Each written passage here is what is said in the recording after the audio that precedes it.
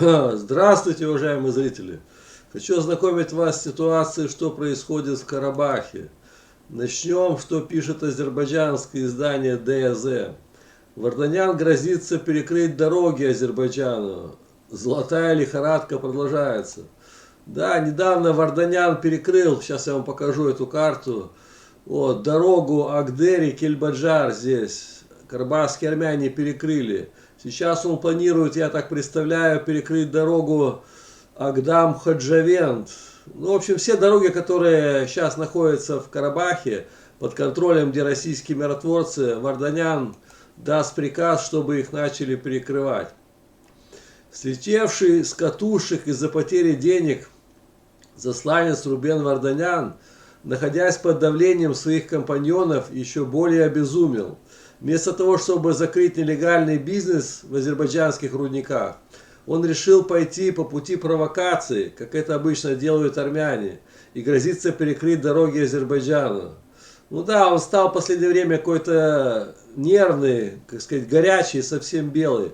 Ну, потери денег нереальные, там сразу бизнес, ему все перекрыли. Поняв, что назад мы не отступим от своей принципиальной позиции, в сети на днях стали появляться сообщения о том, что армяне закрыли для Азербайджана дорогу Агдери-Кельбаджар, как я вам говорил, и не собирается на этом останавливаться. Так, похоже, да, они будут сейчас еще закрывать дороги, которые находятся здесь, на территории Карабаха, чтобы азербайджанцам не дать проезжать. Я представляю, это территория Азербайджана, и армяне решили на территории Азербайджана перекрыть им все дороги здесь. Это вообще беспредел, конечно. Армяне, кажется, забыли железный кулак и не понимают, чем чреваты подобного рода провокации. Незаконное перекрытие армянами любого миллиметра суверенной территории Азербайджана грозит адекватными мерами. А сейчас Рубен находится в безрассудном состоянии, да, он там на нервах весь. Так, и готов пожертвовать любым количеством людей, лишь бы решить свои проблемы. Решать у него ничего не получится, а вот пострадать от этого могут эти армяне, которые там живут. Золотая лихорадка сведет Варданяна в могилу, пишут в статье. Ну да, и вот пишут, что напомним, что сейчас там акции азербайджанцев, их не пустили российские миротворцы, чтобы пройти на рудники. И теперь возникла эта ситуация такая, как сказать, критическая. Так, однако, несмотря на прибытие группы на территории проведения мониторинга, в сопровождении российских миротворцев группа столкнулась с провокациями армян. Да, там карабахские армяне выскочили, огромное количество, толпа, и не пропустила их на эти рудники. Так, таким образом, намеченный первоначальный осмотр и мониторинг не состоялся.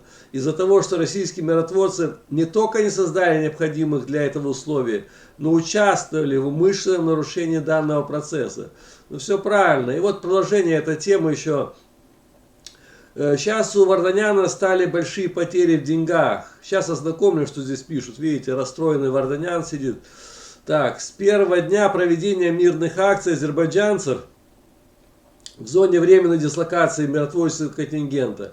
Так, сейчас Рубен Варданян, называющий госминистром, так, захотел славы. Ежедневно засланный Москвой в Карабах Варданян выходит в прямой эфир и вешает лапшу на уши своим зрителям о происходящих событиях на Лачинской дороге.